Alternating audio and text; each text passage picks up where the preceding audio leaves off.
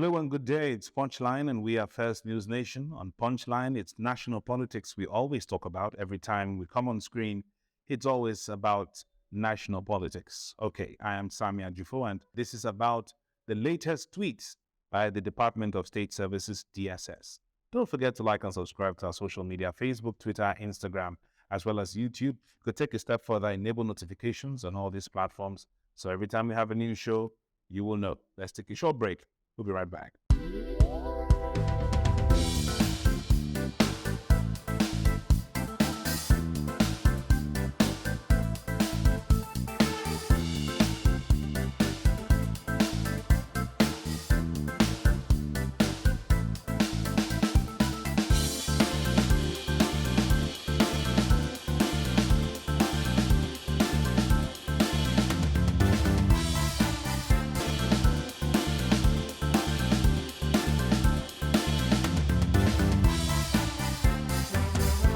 Welcome back. It's Punchline, and I am still Sammy Ajufo. Thank you very much for joining us on the show Punchline. Let's talk about the latest stories from the Department of State Services, the tweets recently released. Last time we heard of the DSS, they were supposedly going after fuel marketers. Remember when we had the extreme fuel scarcity where the price of fuel skyrocketed?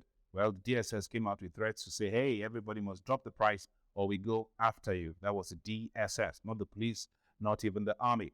Now, when we heard about them later, we heard about the incident that were happening with the central bank governor, Godwin Emefiele, whether they besieged his home or whether they besieged his office. That was when we heard about the DSS.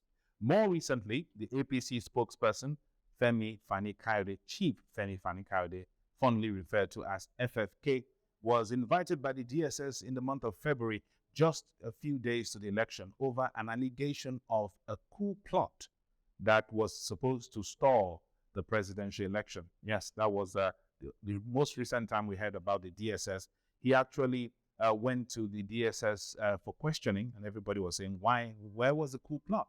Even though we were hearing it within circles of an interim government, supposedly the fact that the allegations that the president was very hesitant on handing over power to Bola Ahmed Tinubu if he won and he has been declared the president-elect. Yes, he alleged that some senior army personnel met with the PDP presidential candidate Atiku Abubakar in a bid to scuttle the presidential elections. Now, this was the same season where we had politicians, including Bola Ahmed Tinubu himself, including El-Rufai, the governor of Kaduna State, and we also had the governor of Kano State, Ganduje, come out to say that the president is hesitant to support. With the, everyone was accusing the PDP. Some people went ahead to accuse the Labour Party presidential candidate of being behind the monetary policy, the cash policy, and all that, that even the petrol scarcity was being caused by a cabal. That was what happened. But recently, we also heard that the DSS is up to something new. Don't forget that Femi Fani-Kayode was invited by the DSS. He came out and he apologized. Even the Army Public Relations officer came out to say the Director of Army Defense Information, Brigadier General Tukur Gusau, advised Nigerians to, discountenance what Femi Fani-Kayode said. Now, the DSS recently has come out to say there is actually a proof that there is a plot to install an interim government. This is almost the same thing that DSS invited Femi Fani-Kayode for.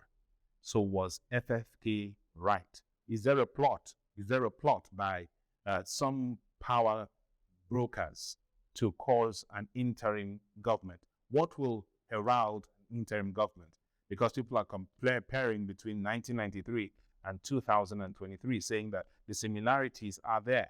The similarities between the botched June 12 elections and the February 25th, 2023 presidential elections. They say there's a similarity, and there are some power brokers that are trying to cause an interim government to be in place and kick out the president-elect, Bola Ahmed Tinubu. So the recent tweets you can see on the screen right now, they have said there's proof that some elements are trying to dislodge the presidential candidate, even though the presidential candidate also came out with a story to say, look, opposition parties are trying to truncate my election victory.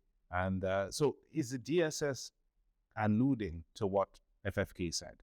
Does the DSS mean to tell us that there are people within the government circles and outside government circles who are plotting to prevent?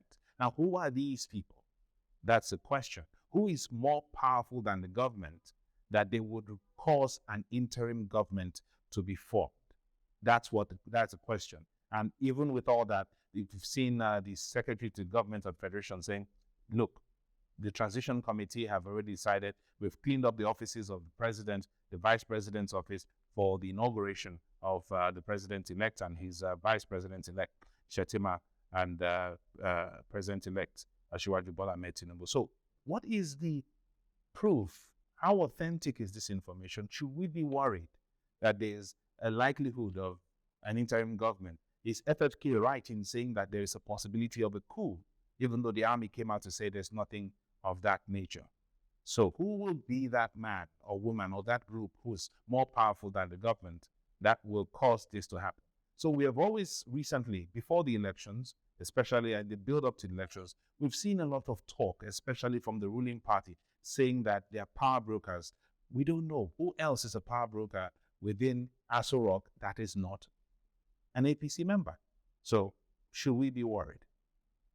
Now the DSS has come out with a new revelation that there's actually a credible plot to install an interim government. We're going to be watching to see how that pans out, and if the DSS can come out with credible evidence and also names, because in Nigeria, it's always easy to hear we have a list of people, but the names never come out. The names never come out. Why is one I don't understand. Every time we hear, oh, we've caught these financiers of Boko Haram, who are they? They won't mention. Oh, we've caught the people who bombed Kuje prison. We know their names. Who are they? No mention.